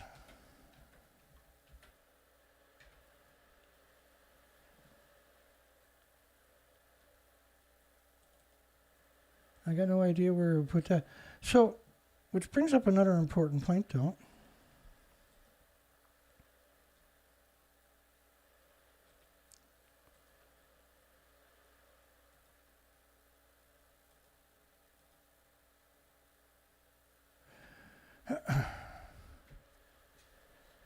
Which does bring up another important point.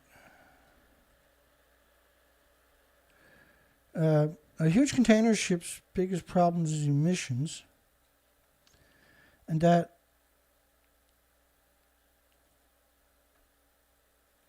the world's biggest ships, 15 of them, creates more pollution than all the cars in the world, than the 760 million cars that's in the world. Just 15 of these ships. There's, at any given time, there's 90,000 of them on the ocean. So if the writer is truly concerned about CO2 emissions, then they should be focused on the ships. But he's quoting Nuclear Power Advocates, quote, erroneous summary of UN report. And the UN is not anybody you want to be trusting. Trust me. Nuclear power is not technically a technical necessity, but a matter of choice, was the quote. And the explanation from nuclear power scholars and others in claiming that the international, what the hell is it, IPCC again? International, I thought it was I can't remember anymore, which is the United Nations, right? It's supposed to be the Intergovernmental Panel on Climate Change, I think. Recommended an increase in nuclear power, that the special report concluded an increase in nuclear power to be the only way to respond to climate crisis, are actually contrary to the fact, because it's quoted out of context, right? And back to that other story. The authors seem to imply, by speaking for all indigenous nations when no such consensus exists. There are native governments who support nuclear power due to well-paying jobs. Well, but that's the opposite. There's well-paying jobs in drug smuggling too, right? AECL, the Atomic Energy Canada Limited, or whatever the hell it is, in Chalk River National Laboratory, Canadian Nuclear Laboratory, which is in Chalk River, which had probably the first meltdown they emit to on the planet. It's still melting down. They poured cement over it recently. On the new nuclear research facility at Chalk River Disease Factory. This is the Canadian government, right? Look at the idiots actually out there in suits with shovels in their hands. Is it any more? Does it get any more pathetic than that?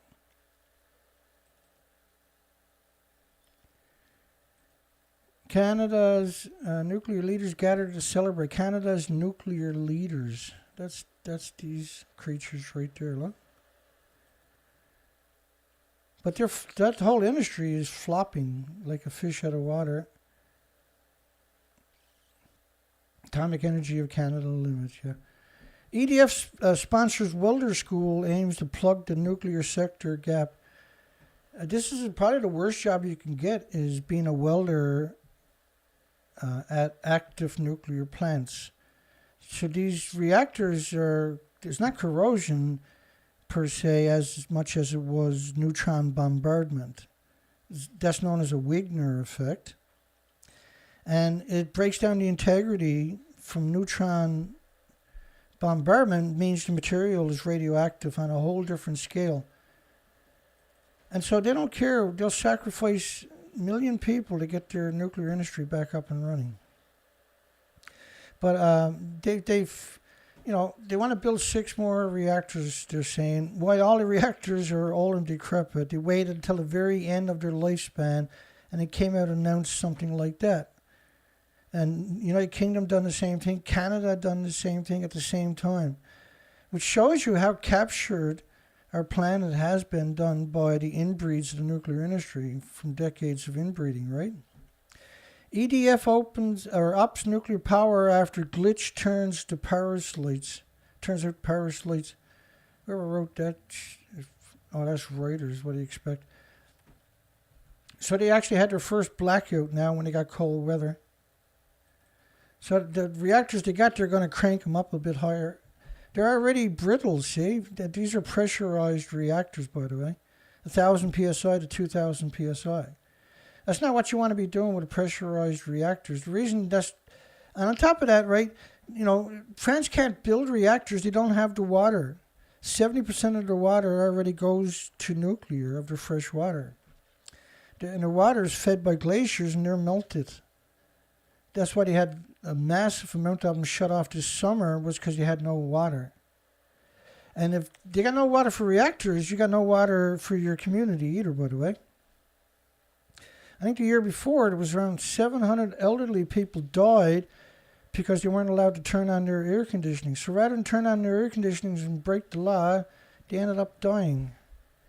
France's state-controlled utility EDF said on Friday 3 of its nuclear reactors were ramping up productions after repairs, but this is a hasty repair on brittle reactors. So it'll be interesting to see if they don't have an event. And they won't be using their sirens if they do, right? They were put there by people like us, not by the industry. After repairs, why a power outage tested the nerves in Paris. The whole of Europe struggles to cope with the impact of its energy supplies because of the Ukraine war. No, because of embargoes, because of sanctions. They didn't have anybody, if they were dependent upon Russia for fresh water, there wouldn't have been no sanctions, right? Or maybe there would. Who knows? The industry is pretty evil. So this was done by United Nations, the 195 countries that illegally signed on to this corporation known as United Nations, this traitorous sedition organization known as United Nations, without a vote in the countries they're allegedly representing, were coerced by this corporation known as United Nations to put embargoes against the commodities from a country where they couldn't replace the volume from. And by proxy, immediately impoverished 195 countries and punished them with inflation and with no way to replace it. You didn't hurt Russia. Russia just sold it to somebody else. It was literally the stupidest thing imaginable, and the United Nations has hypnotized 195 countries with no resistance. There is no resistance, United Nations. What we're doing tonight is the most outspoken anybody's ever been probably about United Nations. It's complete control of dissent. You're not allowed to criticize COVID. You're not allowed to criticize or debate COVID or debate September 11, 2001. They'll take down your videos and then take down your site. Because you try to have a debate, or you try to, even trying to talk about the story jeopardizes your site. So if you can't talk about a subject, what does that tell you about a society? How scared are they that you can't even have a conversation? That's not an organization. That's a fucking cult. Excuse the French Canadian. The whole of Europe struggles to cope with the impact of its energy supply because of United Nations, not because of Russia. Russia didn't stop sending fuel. There were sanctions. The leak of the radioactive coolant. Bulgaria nuclear reactor shut down after a coolant leak, and their coolant is radioactive coolant, which should have been in the headline, right? Most stories are not going to put that kind of stuff in the headlines. Burnt out already. Let's try to get another 20 minutes punched in.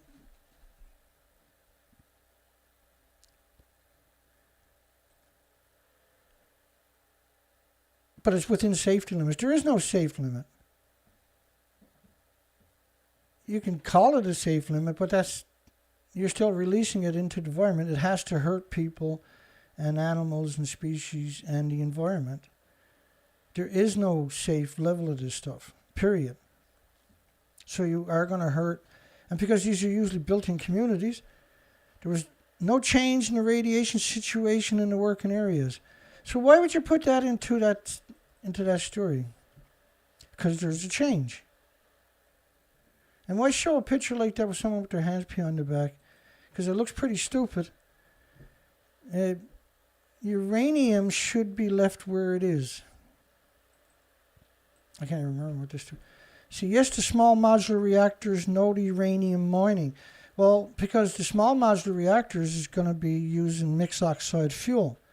So this article was about promoting mixed oxide fuel, which is illegal, by the way, in Canada and the United States. And the nuclear industry is actively working to change the legislation, which, of course, they'll succeed in doing, right? But because the renewable industry is already curb stomping them, they will never come to fruition. And we have to make sure, so we have to come out and pummel them with documentation as often as possible. Don Mills outlined the possibility of using small modular reactors to source electrical power generation in Atlantic Canada. Notes 4 provinces are collaborating in developing small nuclear reactors. They don't have the legacy, they don't have the history, they don't even have the companies or corporations, they don't have the material. They don't have the manpower.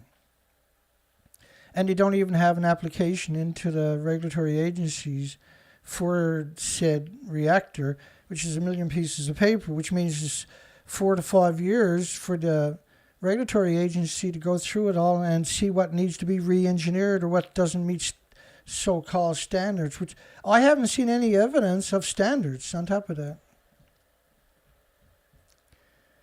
And you can't call it emission-free. It doesn't even exist. You can't quantify that type of assertion because it doesn't exist. And we know from the studies that were done that there's going to be a huge emissions coming out of these things. It appears the Atlantic provinces and Nova Scotia will have to use some form of nuclear power if they wish to achieve zero emission. Well, what about geothermal? What about tidal energy? Bay of Fundy's, some people could easily argue, are perfect for tidal energy. But geothermal is available worldwide if you're willing to dig deep enough. And if you take a couple of universities, take them away from the stupid fusion projects and get them to work on solving how to get a hole deep enough to tap in geothermal anywhere, you can have it up and running in 12 months. And there's no toxicity. And you can recycle every scrap you're using. Nuclear is the idiot machine of, if you want to find out stupid, you look for pro-nuclear.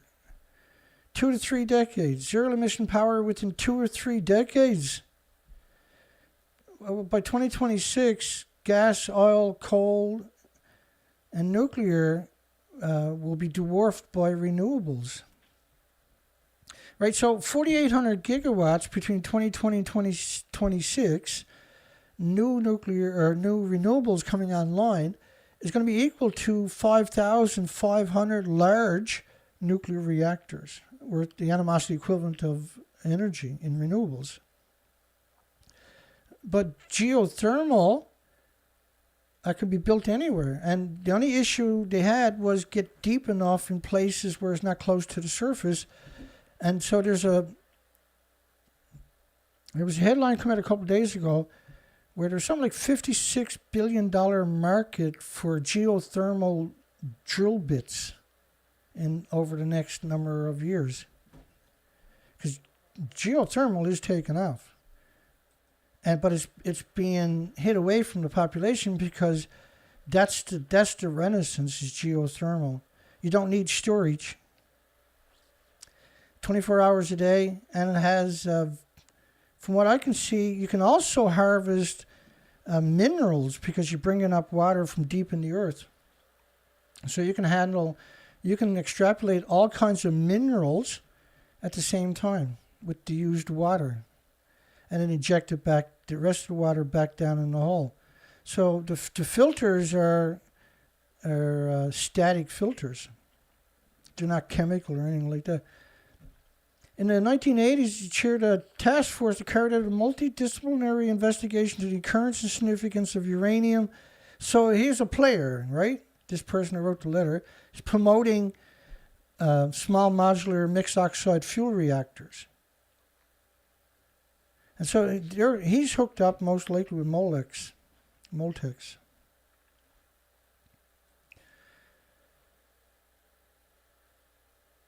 And so he disparages the uranium but promotes mixed oxide fuel. And Saskatchewan Power answers public's concerns over nuclear energy. We covered that story last week where they were having a public meeting. Like, you can't answer the public concerns over the nuclear energy for the small modular reactors when they don't even exist. Right? They had a meeting. We come out and mocked it because they're going to cover the answers of something that don't exist. It's really, really, really, really, really, it's a very dishonest. Oh, that's right, we're talking about nuclear.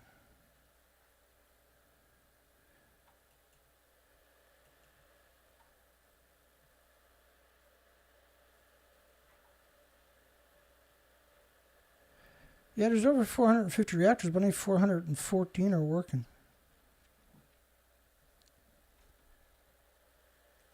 So we got a poll tonight.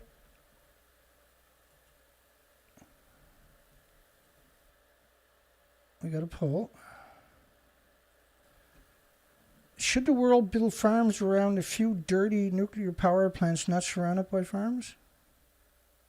It's just a play on words, right? Because almost all nuclear power plants are surrounded by farms. And all nuclear power plants are hemorrhaging radiation from the fuel pools into the environment. By the way, thyroid cancer risk lasts your entire life. So if you're eating food from around here and you're buying it from the same place, you're going to get bioaccumulation also in your body and your thyroid. And your thyroid will cause a host of autoimmune diseases and illnesses and autoimmune deficiencies and injuries. Radiation small doses actually can be disproportionately worse than a dose at the one time. They're both horrific, right? And so should they build farms around nuclear power plants? Because most nuclear power plants are built in farmland. So that it's built so they can poison you. So the answer obviously is no.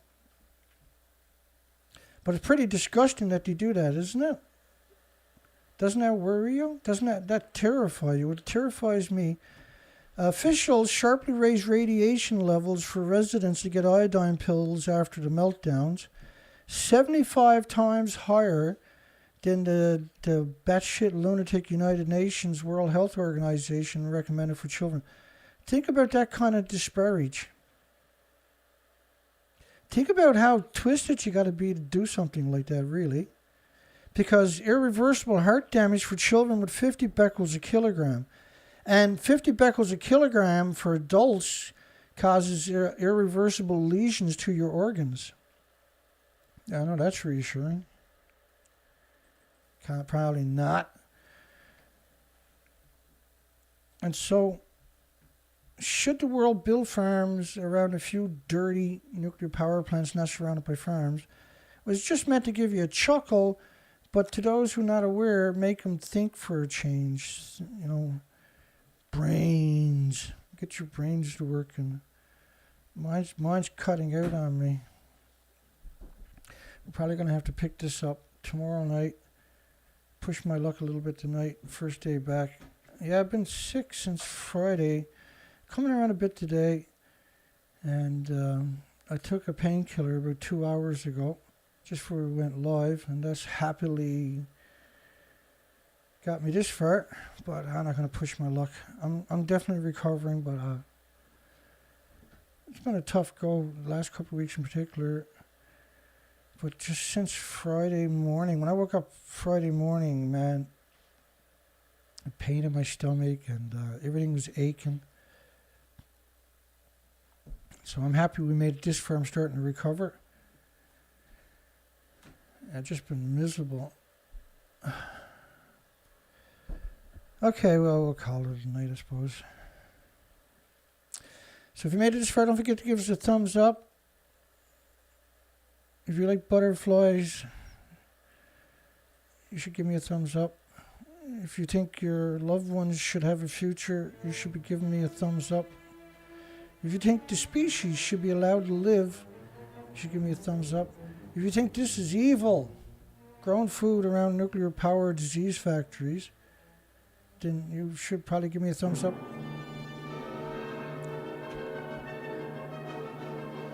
I'm censoring pretty heavy, so it's probably not going to show up, but hey, no harm trying. I don't give a fuck if you give me a thumbs up or not anyway. I'm here again tomorrow night and the night after because we're gone to war against this industry. They've been at war against you for 80 years. It's fucking time to fight back. Oh, I'm sorry. Didn't realize I was swearing. It's so natural for me. Kind of slips out.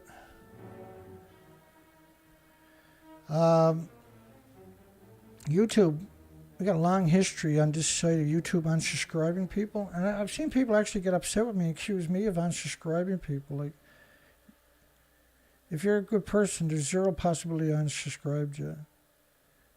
It's zero. You have to come in and physically piss me off and be a scumbag for me to actually block you. You gotta really be.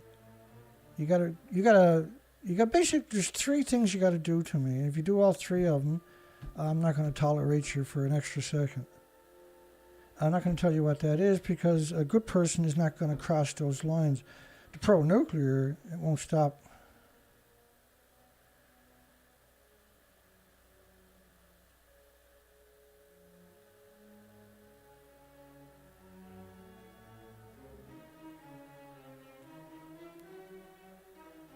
Hi, Dana. Thank you for moderating.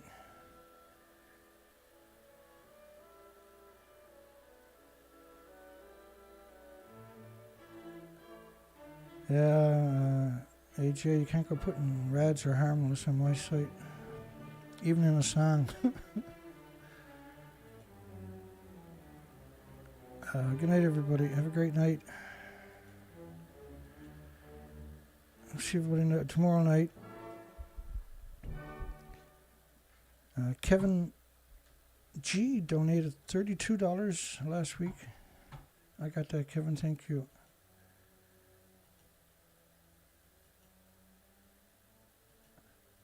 Hope everybody has a great weekend, a great night, great day tomorrow. I'll come around later.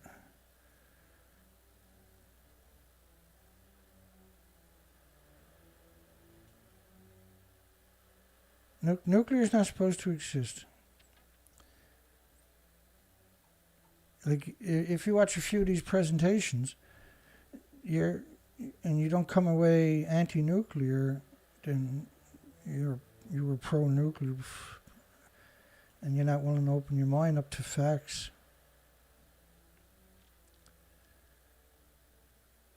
Yeah, they had a small earthquake in Japan. I only found one headline on it. Dana and Asana seen it, apparently.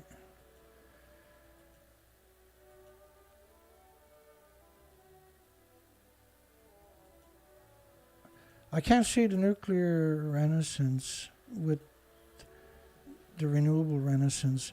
And the renewable renaissance is not going the way it's supposed to be, and that's by design, obviously, right? It's supposed to be geothermal, backed up by tidal energy. You can't back it up with tidal energy, not that it needs backup. You back it up with wind and solar. And then there's storage, if necessary. And there's many types of storage. There's around 20 different types of storage. But the best ones I've seen, I think, in my personal opinion, is compressed air storage, where you dig mine shafts and extra energy, you just drive compressors and pump air at about 120 psi into the shafts, right? And then the heat from the compression, you store it in salt, and you can hang on to it for several weeks of the heat. So you don't need to burn any gas to help expand the compressed air or make it go further, right? Because you can make the air go further by expanding it quicker.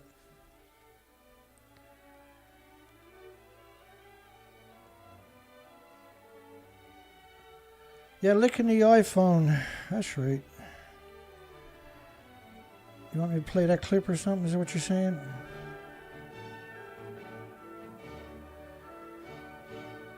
Let me see if I can find it real quick. Can I actually do anything quick anymore?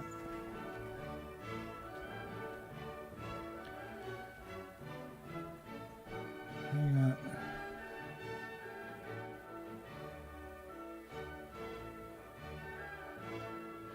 There's two of these clips. I'm not sure which one is which. Turn the music down a little bit.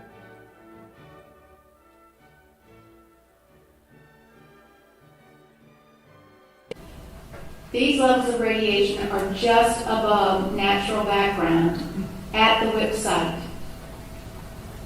And so there is no expectation that those measurements for you or your children or anyone else will show exposure on lung count.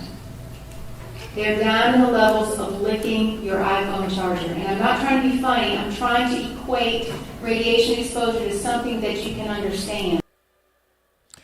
So is my these levels of radiation are just. Is my volume low? Is my volume low for people? Don't tell me that. We're doing low volume shows. I'll just hang on and see what people says. I can turn it up, but not without consequences, right?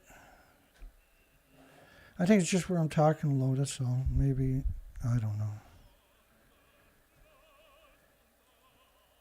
In the playback it sounded okay, but on my other videos... Okay, well, let's one final look at the poll. should the world build farms around a few disease factories known as nuclear power plants that are not surrounded by farms? Probably a stupid way to say it, I suppose, but too late. I already done it. I'm going to end the poll with 83. Somehow we got 7. I think people made a mistake and just clicked yes, maybe. James Lucis says the volume seems fine. Richard McCann, I don't know. I'll play it back after. I thought the volume was fine in the playback in my last couple of videos. I checked them. We'll see everybody tomorrow night. We'll pick up right where I left off, hopefully. And I'm going to have to start up another session because that's 2 shows when I started the show. And I still can't change the other side of my operating system. I've never seen that before, right? And I deleted, I deleted 15,000 pieces during the night when we were live. So when I restart it, it'll probably resolve it. I'll wait because I have a lot of preloaded stuff in this session that I'll have to redo in another session. Am I already overloaded with work and I'm not feeling that good? Hopefully I'm feeling better by tomorrow night. Hugs for everybody. Have a great night. A great day tomorrow. Thank you for participating in facts, not fiction.